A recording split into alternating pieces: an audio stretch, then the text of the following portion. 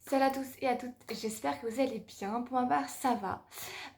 Comme vous avez pu le voir dans le titre, je reviens cette fois-ci pour vous parler du livre donc Juste toi de Jolie Daguette aux éditions Butterfly. Voilà. Alors la chronique n'est pas très grande, on va pas se mentir, je l'ai fait assez courte cette fois-ci. Parce que on a des informations assez rapidement dans le bouquin.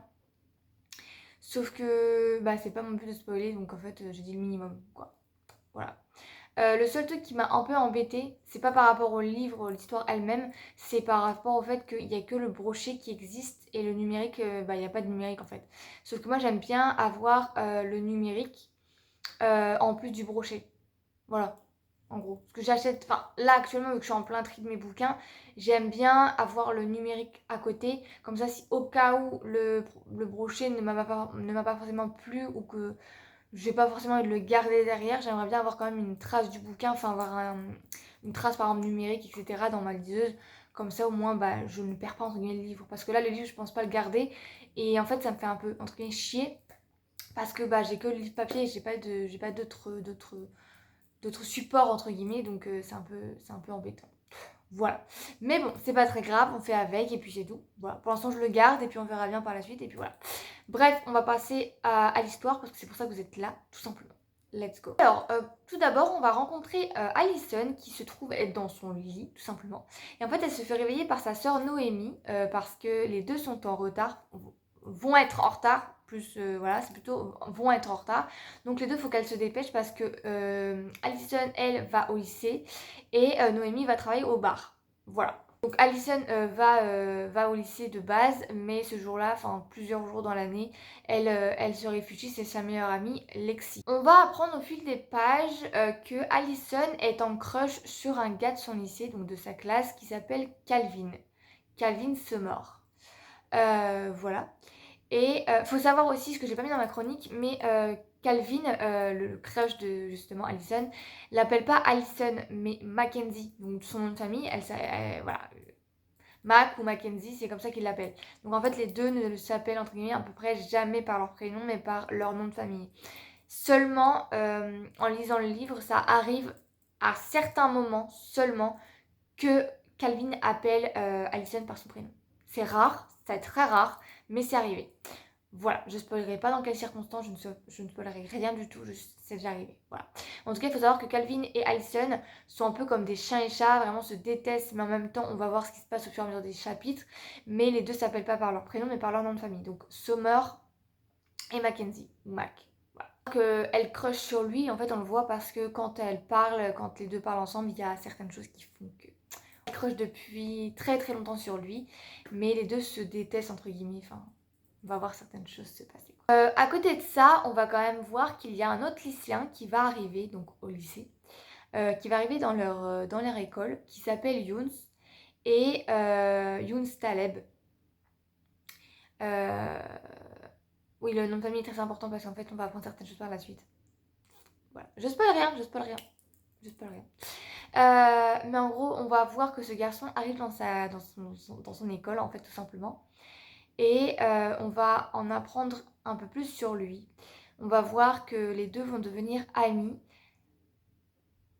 Mais le problème, enfin le problème c'est pas vraiment un problème quoique peut-être, c'est que lui va développer certaines choses, certains sentiments à l'égard d'Alison. Voilà.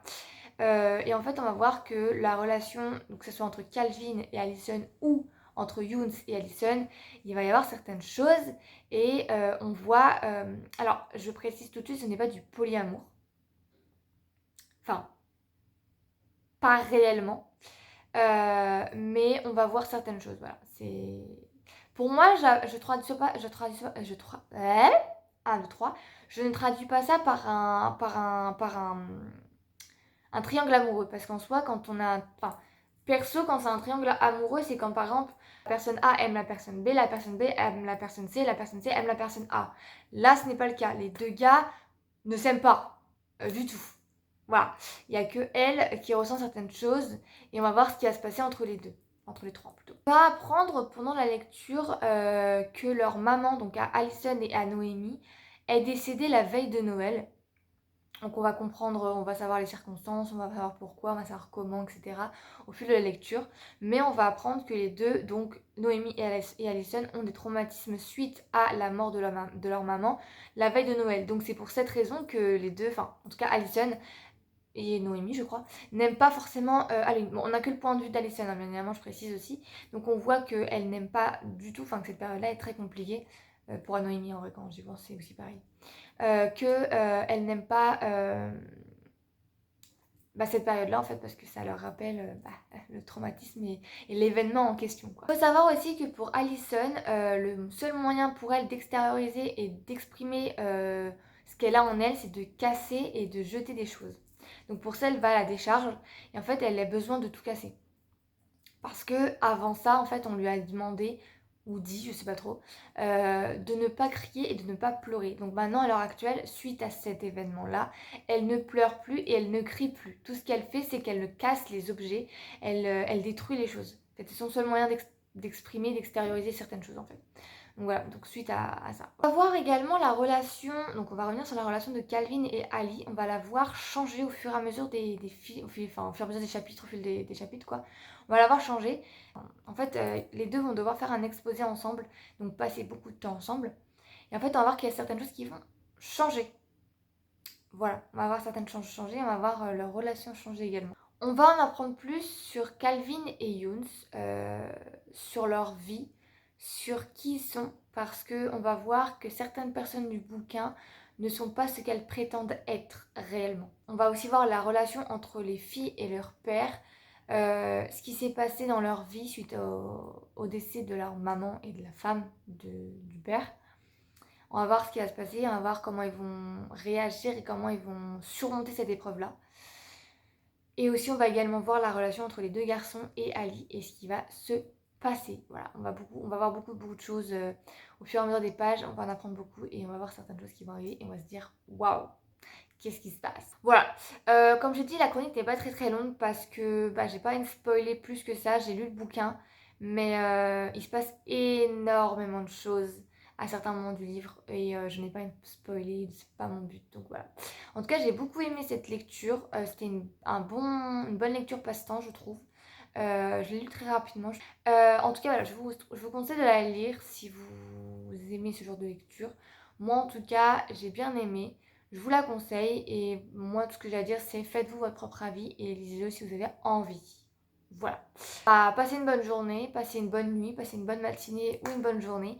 Et puis moi, je vais vous laisser sur cette petite note là. Et je vous dis à plus tard pour une prochaine vidéo. Voilà. Je vous fais des petits bisous, plein de petits bisous. Et puis je vous dis à plus tard. Salut les fleurs. À bientôt. Salut.